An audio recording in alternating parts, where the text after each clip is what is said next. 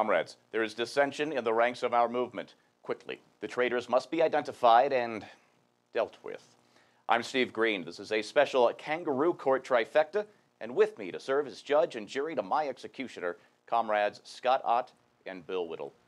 Comrades, Comrade Buck Sexton reports that a civil war has broken out within our Occupy movement between the old left and the new left. They're calling it a battle for the soul of the movement as infiltrators are seeking to piggyback on the enthusiasm and digital organization of the occupiers to ensure the status quo in the federal government continues for 4 more years. Comrade Ott, can this be true? Are there really so-called members of Occupy that wish to re-elect President Obama?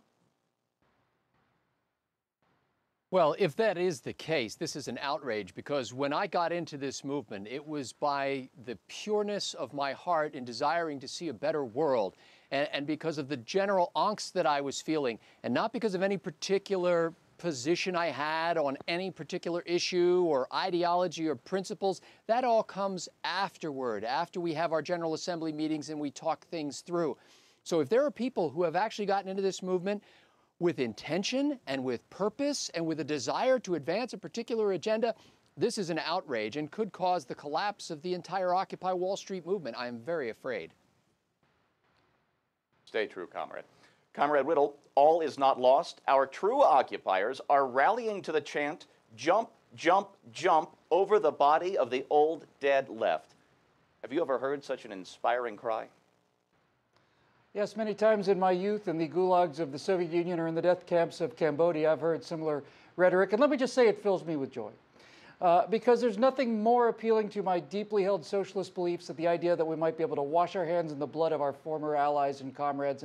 And this is, of course, the inevitable end result of our philosophy, which is why I have an entire army, a secret army of sycophants prepared to defend me against the next counter-revolution. But let me simply say this to our comrades on the left who are not as far left as I am. I would say prepare to meet your maker, but we know that you don't believe in one, so gather your personal goods and belongings, load them onto the large buses that will be appearing in your neighborhood shortly. Rest assured that this is nothing terrible that's going to happen to you. It's simply that we're all going out to a very large picnic out in the country where free sandwiches will be served, and we'll have self-criticism sessions, which will end with a revolutionary realignment. Let 1,000 flowers bloom. Comrade Ott, are we on the verge of a revolution, or will this civil war bring our movement down? Well, you know, you say you want a revolution.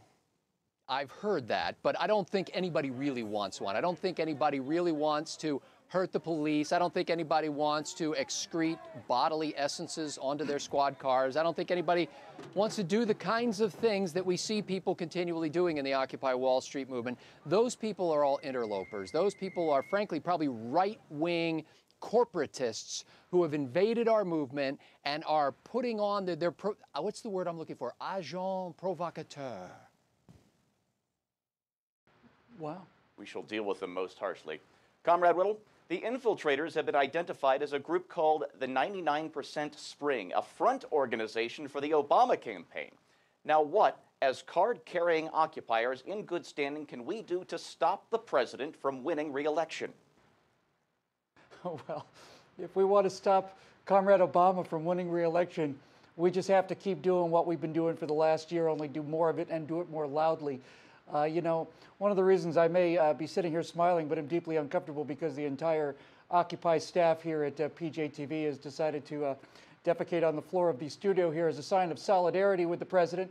And I think a few more actions like this will show the rest of the American public just how serious we are as a movement, how deep our philosophical foundations are, how profoundly motivated we are by the future of the country with no thought for ourselves. You know, my favorite statement, Steve, in all of politics has always been, liberals want conservatives to shut up and conservatives want liberals to keep talking.